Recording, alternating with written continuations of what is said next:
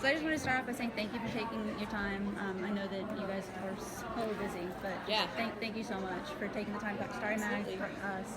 Of course. But I just want to start off by asking, why was it so important for you guys to attend ClexaCon today? What was the significance for you? Oh, wow. Yeah, well, I mean, firstly, to be part of the very first one is such an honor.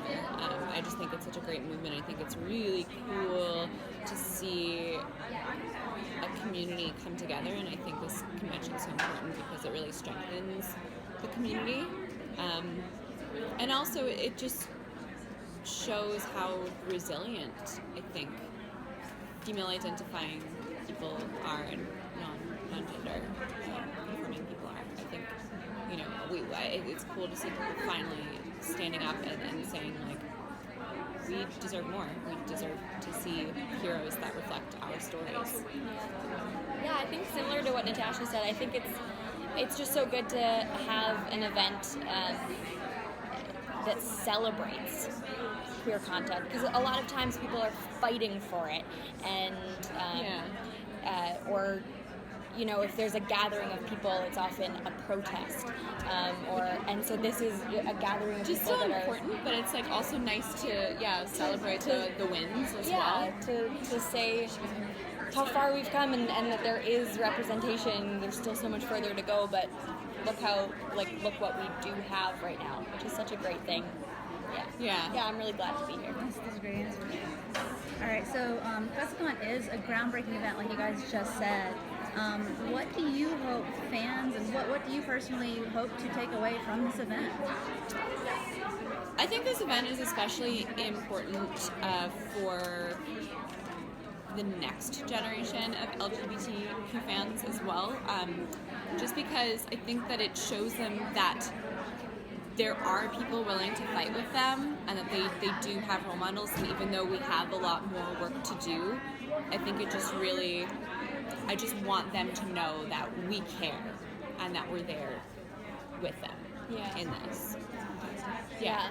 I think one of the things that I always appreciate about fan events is seeing the fans that connect with each other while they're here. I think that's such an amazing thing. It's a pretty easy thing to feel separate in this community, and I think one thing that's so beautiful about conventions and fan events is that people have the opportunity to meet with each other face to face. A lot of the fandom interacts online, but it's so nice to hear about people that make new friends while they're here, and that's great. Yeah, like we just heard about people who are meeting up with other fans from like Australia and New Zealand and England, and everybody kind of coming together, and I don't know, it's such a cool thing, and it's so easy, especially like online, to kind of get really caught up in your own niche. And I think now more than ever, especially in this political climate, anybody who is anything other than a cisgendered heterosexual white male needs to band together. And so often it's easy for queer women to attack each other online, but it's so beautiful to see a convention like this, because all of that sort of goes out the window. Everyone's just like, hey, you know what, we're all in this together, we're all fighting together. Can I take this one? Yes. Okay. Yeah. So the representation, that is such a huge thing, and I know when I was growing up, I watched Xena because you have a strong female character, right? But the characters on Carmilla have become those characters that have meant a lot to different viewers. So did you have any characters that you really identified with when you were growing up that you're like, oh, my favorite character, and I love them and I want to be just like them? Oh, wow, so many. The very, very first one I can think of is actually just like Belle from Beauty and the Beast, which is, but like when I was a little tiny girl, like I always naturally gravitated towards the more like bookish Disney princesses, and obviously she was brunette, so I was like, yeah, I definitely had like a Belle. I was determined to do our hair colors. I guess like characters I actually identified with though. They were. I'm trying to think. So it seems like such an easy question, because it's like we consume so much media all the time, and then the second we're asked, we're like, oh yeah, wait, what do we like? What did I watch? Let me rephrase it. What about a character that inspired you? Harriet the Spy. Yeah. That's the first thing that came to my mind. I think I've seen that movie more than any other movie in my entire life.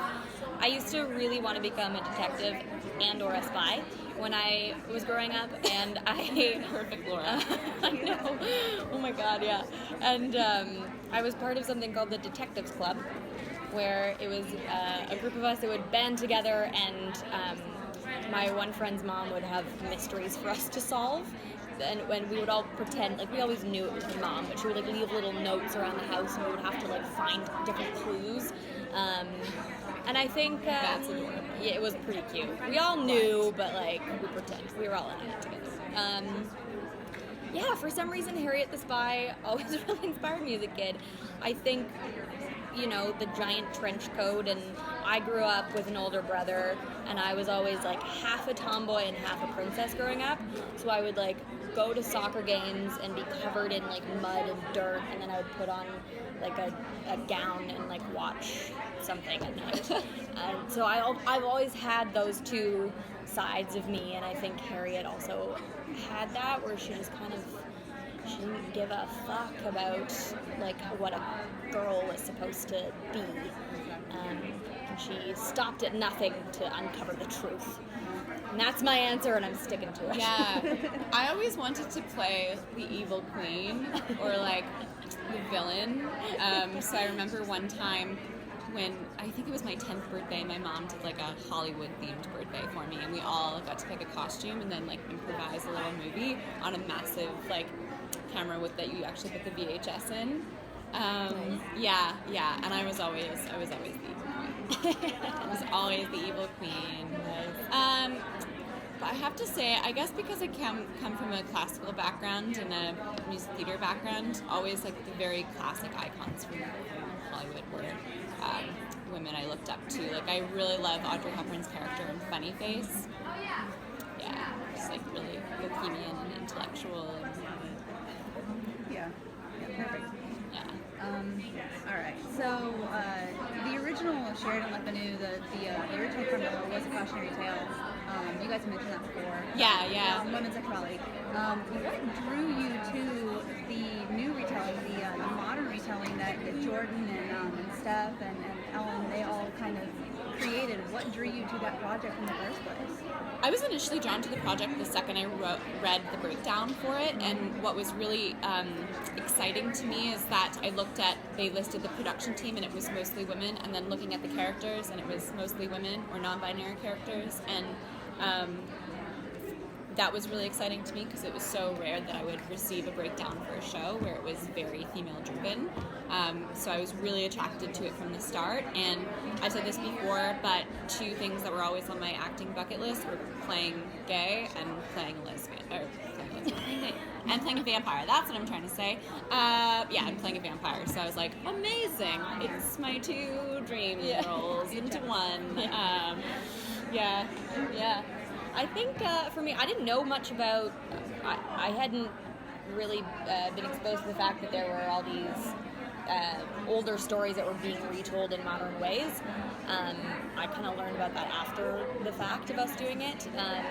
I confess I have not ever read the Carmilla novella, but I have read about it, and I think it is so important to take stories that reflected the political climate at that time, that it certainly stuck with the theme of condemning women for their sexuality.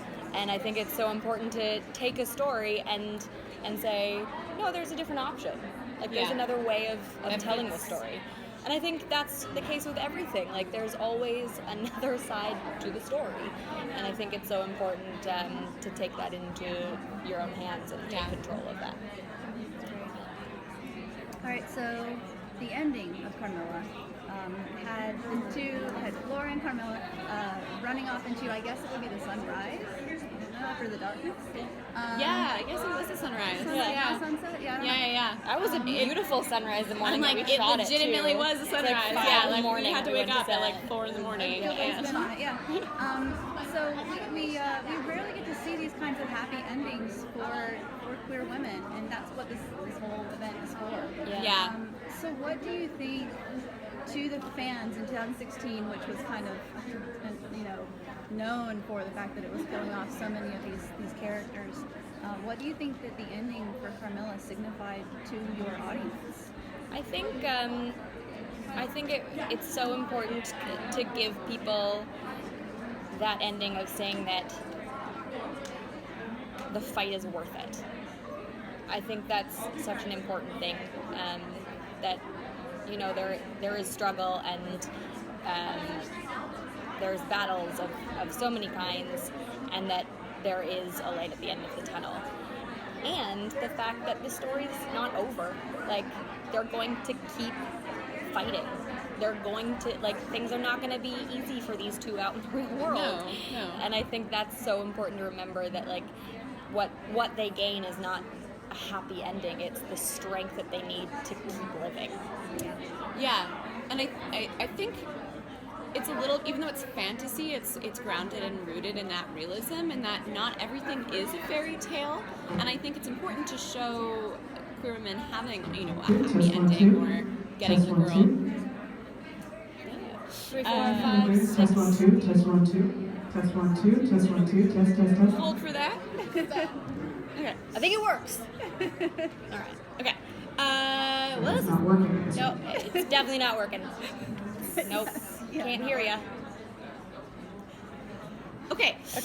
What was it saying? I don't know. Yeah, I think that even though it's a fantasy story, yeah, it's rooted in groundedness, and it's like, yeah, not everything is perfect, and now they're in a relationship, and they're going to have struggles. They're going to fight evil, but the fact Fight that each they other, can probably fight each other, but the fact that they can move through it and move past it, I think is really important. Because I also think it's damaging to show a relationship that is completely perfect, because it sets up these unrealistic ideas and goals. But I think if you can show, two women who are very different but that come together, it's such a beautiful thing. And but also, yeah, they do go off into the sunset, and I think that really or sunrise, and I think that really symbolizes a new beginning. I think that it's cool that it's a sunrise rather than a sunset, because I feel like a sunset would almost have a lot of closure, and it would be okay, it's over, but it's no, it's not over, it's just beginning now, and it really signifies hope. Yeah. That's great. Are we doing good on time? Okay. So just kind of want to transition. You both are doing separate collaborations as well, new projects on your own, and I wanted to ask you each your own questions about your collaborations. You recently have started doing the collaborations with 11, yeah. 11, okay. Yeah. I didn't know. Yeah. The song specifically, Watch Your Mouth, is amazing. How did that concept kind of come to fruition? Where did that idea come from? I was listening to a song by Logic. He's a rapper. Yeah. And something that I've always loved in hip-hop music, I love hip-hop music, is when people use sound bits from speeches, or I think in Logic's song it was a voicemail message from his brother. And I was listening to it, and we had this song, and we were actually done the song, and we had this idea that we wanted to make it about speaking your mind and speaking your truth, even if it's hard, and even if there's repercussions from it. So we had the concept, and we had the song, and it was done, but it didn't feel done. And I was like, I need to sleep on this. There's something more. And then I was listening to the song, and I had this thought, and I've been wanting to also kind of take more control of how I interact with people online. What is the point of that? Why it can feel so meaningless in so many ways for me to just tweet something. If there's not a give and take there. I feel like I put myself on this pedestal almost that I don't like. And it's so, which is why I love coming to events like this, because it reminds me of, why we're here. Yeah, yeah. Because people connect to the show that we're on, and there's a bigger meaning behind it. So then I had this idea of, well, if I have this platform, then what can I use it for? Like, how can I take control of that in a positive way? So I had this idea to have people send in voice clips of things that they've spoken up about and include it in the song. And then it's, giving power back and literally giving a voice to people that feel like they didn't have a voice. So I'm really happy that we got to do that. It was nice. And you are just now starting this new collaboration with Annie Briggs. Yeah. Clairvoyant, which Yeah. looks amazing. Thank you. It really does. I was just wondering, same thing. How did that idea, like, was it both you and Annie? Was it just you? Was it Annie? Like, where did that come from? Yeah, it's funny because I guess to the public it's something new, but really it's an idea that we had for many years, basically since we first became friends on Carmilla. We just came up with this idea one day, and it really just started with like these silly little characters that we created. We were having dinner and I was talking about how fascinated I was with walk-in psychics, and something that Annie and I really share is our mutual love for the occult, because there's a part of us that like really wants to believe but is also skeptical, and we've gone to a number of different psychics of like different levels since we've been coming up with this idea. And there was one experience where we saw a medium who doesn't do it for money, and she was really interesting and said things that were so accurate. And then we've gone to people where we're like, this is 100% a fraud, but it's just so fascinating to watch. So it initially came about because I went to see this sort of like ghetto walk-in psychic, and then I ran into her like 2 years later. I was like her barista. This was years ago. Yeah, and then I was like, oh, it's so weird to like see her out of context. Like, I wonder what she does. And I fully thought that like her business was like a drug front or something. And so I was like, I just want to follow her and make this documentary about walk-in psychics.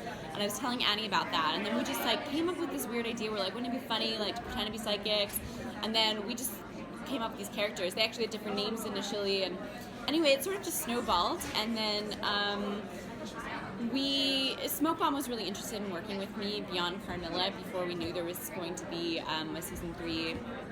And I had pitched a number of show ideas that Annie and I came up with together. We pitched about 6 ideas, and they were really drawn to Clairvoyant, I think, because the characters were sort of closest to us, and I think we were the most passionate and excited about that one. And that was actually before they offered me my job at Kinda as well. So it kind of just snowballed. Like we pitched a bunch of shows, and then they were like, hey, she has a brain. We're rebranding. Maybe you can make some content for us on this channel. So yeah, that happened, and I'm very grateful for that opportunity. And now we're just learning how to be producers and find funding, and also because I identify as queer, and because I tend to play queer often now, especially in the online realm. It was important to me to write a queer character that I felt was a character that I would identify with. I mean, she's very different from me, but some of the experiences she has are similar to me. I just wanted to show a queer woman who is very different from Carmilla, who like isn't cool, is very awkward, is basically me when I'm trying to ask out a woman, because I get so shy and nervous, but then that ultimately like gets to have a love interest. And it's not centered around a queer relationship, but there's a really cool like queer story, like relationship in it. So yeah, it was just important to me to write a queer relationship in a show that didn't have any angst or drama. It's all about their whole psychic adventure. So yeah. Well, again, thank you so much for your time. Is there anything else you guys would like to add that we didn't discuss today? No, I don't know. Thank you for writing such great questions. Great questions. Yeah, this is a great.